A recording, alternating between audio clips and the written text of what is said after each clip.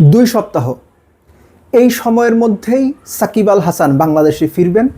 বাংলাদেশের জার্সিতে আবারও মাঠে নামবেন 11ই মার্চ পাকিস্তানের বিপক্ষে 3 ম্যাচ ওয়ানডে সিরিজের প্রথমটাই খেলবেন। যত সহজে বললাম, বাস্তবতা কি ততটুকু সহজ?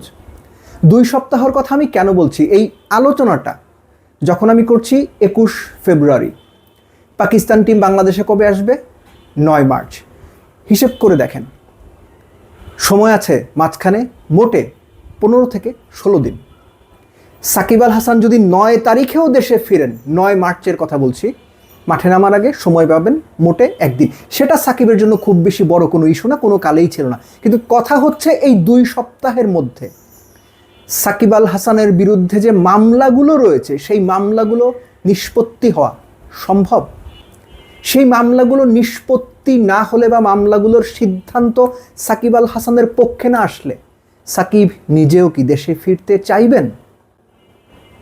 প্রথম কথা হচ্ছে যে সাকিবকে দেশে ফেরাতে হলে সাকিবের বিপক্ষে যে রাজনৈতিক মামলাগুলো রয়েছে সেই মামলাগুলো নিষ্পত্তি হতে হবে, নিষ্পত্তি করতে হবে। কে করবেন?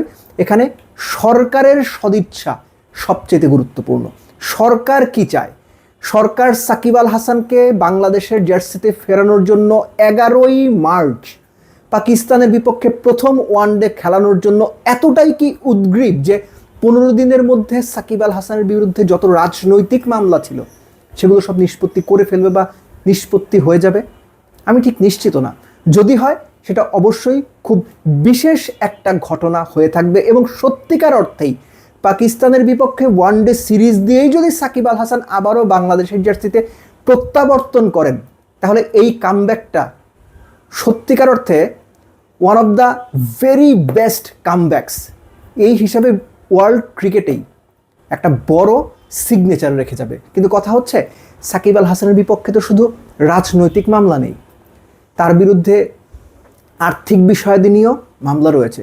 কিন্তু সেগুলোর চেয়ে গুরুত্বপূর্ণ হচ্ছে যে রাজনৈতিক মামলাগুলো রয়েছে। বিসিবির পক্ষ থেকে বারবারই বলা হচ্ছে তারা সাকিবকে ফেরাতে আন্তরিক। সাকিবের মামলা সংক্রান্ত যে নথিপত্র আছে, আইনজ্ঞদের সঙ্গে কথা বলে সেগুলো সংশ্লিষ্ট দফতরে পাঠানো হবে যেন তারা দ্রুততম সময়ে সিদ্ধান্ত নিতে পারেন। শোনা যাচ্ছে 22 বা 23 ফেব্রুয়ারি, রবিবার সোমবারের মধ্যেই কাগজপত্র সব পাঠিয়ে দেওয়া হবে। সেখানেও কিন্তু 2 সপ্তাহ থেকে আরও 2 দিন কমে গেল। অর্থাৎ সব মিলে হিসেব করে বলা যায় যে সাকিবের দেশে ফেরার জন্য অ্যাকচুয়ালি আইডিয়ালি বা পাকিস্তান সিরিজে খেলার জন্য আইডিয়ালি সাকিবের কাছে সময় আছে 2 সপ্তাহের মতো। সো এই 2 সপ্তাহে সাকিব আল হাসানের বিপক্ষে যে মামলাগুলো রয়েছে সেই মামলাগুলো সব কিছু নিষ্পত্তি হয়ে যাবে কিনা, সরকার সত্যি সত্যি এই মামলাগুলো নিষ্পত্তি করতে চাইবে কিনা, এই প্রশ্নটা কিন্তু রয়ে গেছে। সাকিব আল হাসান বাংলাদেশের জার্সিতে ফিরবেন, ঘরের মাঠে খেলে রিটায়ারমেন্টে যাবেন, এটা সাকিবের নিজের ইচ্ছা। তিনি গণমাধ্যমে বিভিন্ন সময়ে বলেছেন, বাংলাদেশ ক্রিকেট বোর্ডও সাকিবকে এই পার্টিকুলার সময়টাতে ফেরানোর ব্যাপারে উদ্গ্রীব।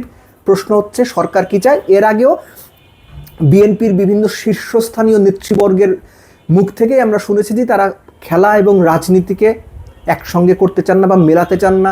সাকিবকে দেশে ফেরানোর ব্যাপারেও বিএনপির বিভিন্ন নীতি নির্ধারণী মহল থেকে আমরা পজিটিভ কথাবার্তাই শুনেছি।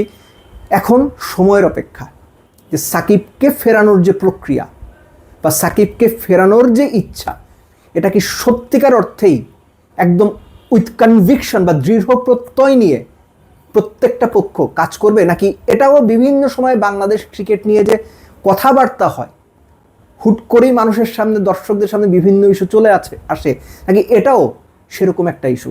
অপেক্ষা করতে হচ্ছে। কিন্তু সাকিব আল হাসান 15 দিনের মধ্যে বাংলাদেশে ফিরছেন বা বাংলাদেশে ফিরবেন, বাংলাদেশের জার্সিতে আবারও মাঠে নামবেন। সত্যি সত্যি যদি ঘটে তাহলে বাংলাদেশ ক্রিকেট নিয়ে যে ধরনের আলোচনা, এই আলোচনার ধরনটাই বদলে যাবে। সেই পর্যন্ত আমাদের অপেক্ষা করতে হচ্ছে।